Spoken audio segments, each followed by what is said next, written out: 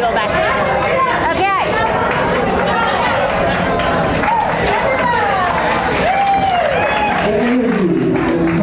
All right. Well, I'm glad there are so many stories in the room. I hope you keep telling your stories to each other. All right. So, Michele, I'm not going to ask you about your favorite story, but I'm going to ask you about one of my favorite stories. I don't normally go back to the 7th grade, but with you sitting next to me, I'm brave enough to return to the 7th grade. And I would like you to read for us from the story, The 40-Year Comeback. Okay. Read the 40-year comeback story. Thank you. Just part of it. Where did you want to start? Started on the bottom of 85, here. In middle school. We're all going to shiver. Ooh, middle school. Go ahead. In middle school, I eagerly auditioned for every play, often landing ensemble roles. Despite seeing myself as a leading lady, I embraced each opportunity as I was full of joy of getting to do what I loved with my friends. And in 7th grade, I was excited about our school's performance of Sweeney Todd. I spent hours rehearsing the pieces, and I felt relatively good after the audition. I thought nothing of it when the director pulled me aside and asked to speak privately. Once we were alone, she said, "Michele, you are not going to get any of the parts you tried out for. You have a tendency to overact. You sing off tune, and you have trouble coordinating your dance moves. I recommend you stop trying out for plays and focus on other areas where you excel, like sports." What the director said was excruciating for me at the time. What I internalized from the message was worse. What I heard was, if only you were prettier, thinner, more popular, and did not sound like Minnie Mouse, the audience would like you. That's what I heard. In that moment, the director had crushed my goal, however unrealistic, of being the next Molly Ringwald. Along with that dream deferred, my theater kid confidence in my creative abilities evaporated. For almost 40 years, I never auditioned again for anything. I no longer trusted my own instincts about my talent. Even more, I could not bear the possibility of brutal rejection and the emotional torment that came with it. Okay, thank you. This is why we don't go back to middle school. We've all had that experience in one way or the other. You were able to translate that experience. It took a long time, 40 years, yes. But and I'm only 25. There you go. Into a comeback. So what does your 25-year-old self want to say to your 7th grade self? Yeah. First of all, I want to say, everybody feels exactly like you feel. We all have everyone around you, all the girls, all the guys have their own insecurities and vulnerabilities, so you're not alone. So that would have been helpful to hear. And then I want her to know that you're enough. She's enough. And that she should continue to be creative, not because she feels like she has to, but because it's she can, and just to keep going with it and enjoying it. And then eventually she's going to write a book, and it's going to be fantastic. And eventually she's going to audition and make the play. If you haven't read the book, she had a stage debut, so it was great. Okay, we're going to finish. You guys prepare your questions. I'm going to finish with some lightning round speed questions, speed answers. All right? What are some of the things in your courage bucket for the next decade? Courage bucket, okay. 1. I've got a list. My courage bucket. I want to go to Costa Rica and do a zip line. I want to go to Asia. I want to expand Michele Richmond coaching so that I have all these different coaches and mindfulness experts working for me. And I want to be comfortable driving on the highway. Those are my bucket lists. Absolutely. Somewhat doable, but we'll see. And when we're here for her next next decade birthday, Yes, we will exactly. check The in next on all book. of those things. Okay, you come from a family of published authors. What kind of pressure was there when you started this project? Yeah, it felt like a lot at first. My dad wrote his book, I Can, I Will, I Must, and it was all about his rise from a poor upbringing and becoming a success in real estate and law, and it was this really big story. Then my brother wrote 2 books, The Fast Forward Mindset and 11 Suitcases, and it was about starting a business and growing it and then moving his family to Europe for 2 years, and I was like, I just don't have anything that big. And then I looked at my stories and I was like, actually, it really is the little moments that we all have and that are enough.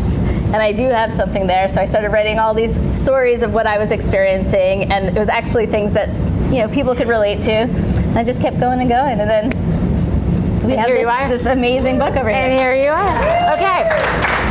Tell us one story that is not in the book that you either still need to write or you still need to tell. Okay.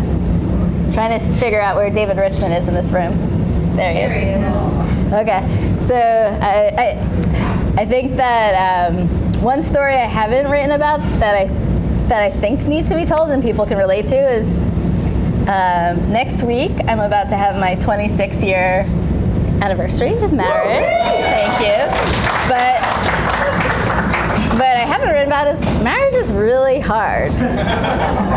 It's a lot of work. Like, who tells you that, you literally, I think I met him when I was 23, and you're gonna meet someone when you're 23 years old, and then you need to make every single decision together for the rest of your life, from how to load the dishwasher, to how to raise your children, to how to celebrate religion. And so I'm lucky, I have a wonderful husband, and it's been great, but it's been really hard, and I think it's something people can relate to. And I wasn't brave enough to write about it before, but I think for book 2, I'm gonna go there. All right. Tune in. David has something to add. Also, you're going to be an empty nester. Well, it's right. And becoming an empty nester. I can add. There you go. My last question, and then you guys get the microphone. What do you hope this book inspires in us and in all your readers? What do you want us to do with it? You have a story to tell, Deb. And you have a story to tell Adam, my camera guy. And you have a story to tell Jonah. And everybody thinks they have to wait till their story's bigger or they need to find the right words or the right timing. But what I'm telling everyone in this room and everyone who reads my book, that you have a story to tell now, and the person who's waiting to hear your story is there. So go do it.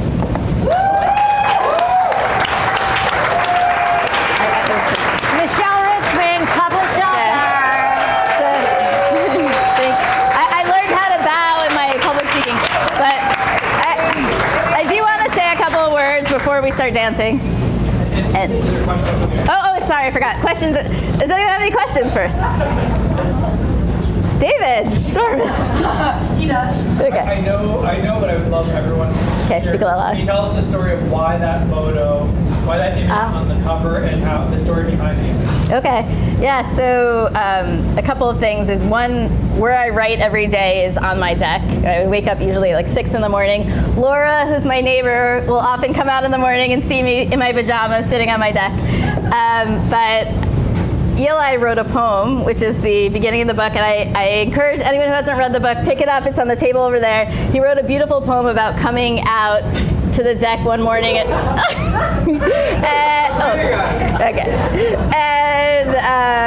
wanting to share it. Guys, come on.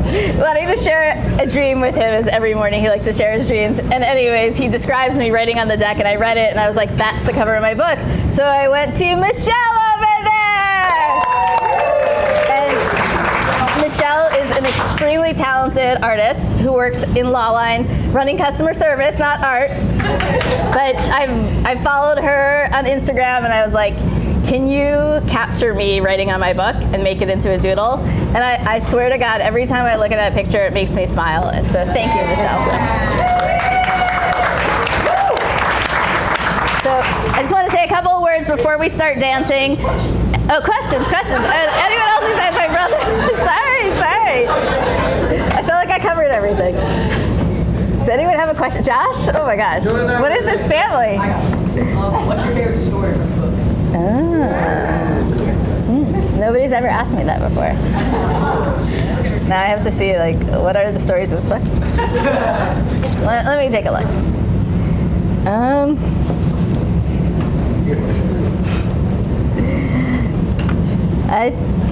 I don't know. What's your favorite story? Does anyone have a favorite story? I think I kind of get like very attached to all of them because they're all at different points in my life. I do love me with the silver caps because you can see the picture of me over there, and I just look so adorable, and it reminds me of my scrappy self. But I think I really love all of them, and of course, like the ones about my mom bring me a lot of joy too. So, thank you for asking, Jonah. All right. Before I try to make my speech, does anyone have another question? Okay. Say what you gotta say. What? Say what you gotta say. Thank you. All right. So, what I wanted to say first, because I didn't want to forget, Rita, where are you? Happy birthday!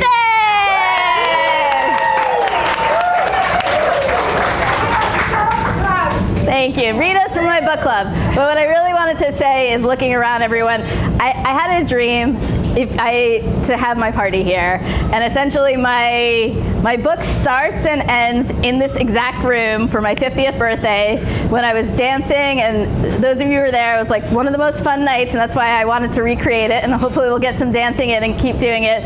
But it was a moment where I realized, I had lost my mom. I had a lot of grief, but I also had joy too. And it was at that moment that was like a pivot for me to say, I can move forward. And that's where I think that the book came from, knowing that I can move forward in that moment. And then I was like, is there any way I can do this where I get everyone back in the room, we celebrate my book? So first of all, I want to thank you guys. I'm so grateful for everyone for showing up.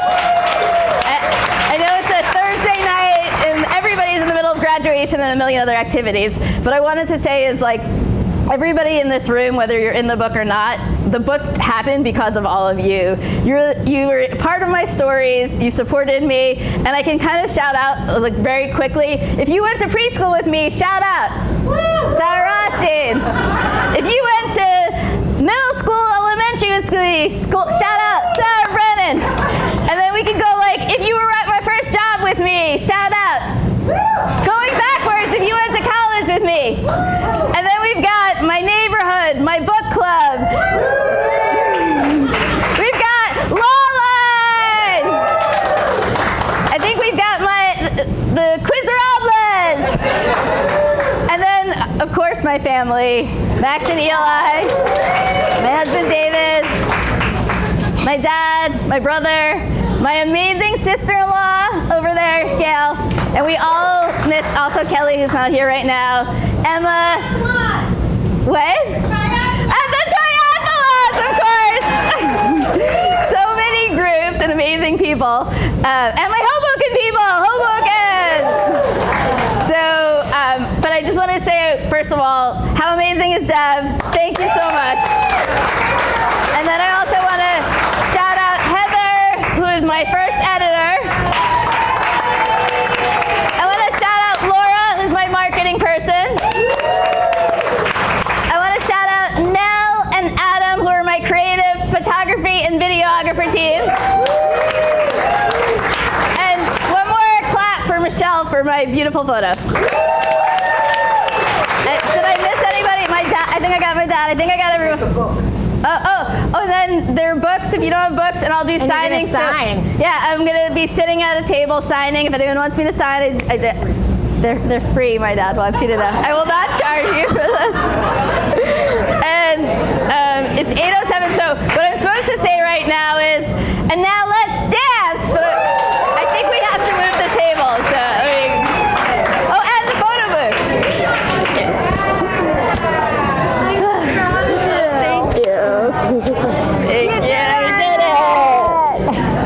I know when you said family, you really meant me. I only meant you. You're welcome. You're welcome. You rocked it. Thank you. Oh, thanks, Em. Hi. That was great. Thank you. Okay, thank you for coming. Wonderful. I had another reason. I know Oprah is really in trouble, right? We're gonna have to go. Yeah. So I'm gonna take my Yes, take your suitcases and your glasses. Wait, I have what did I do with oh, you have it. Okay. You have your suitcase? Yeah.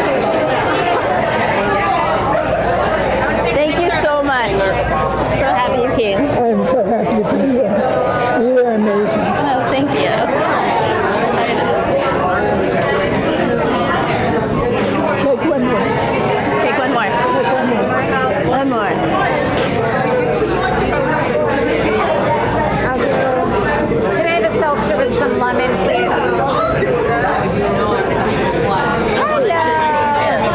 Oh.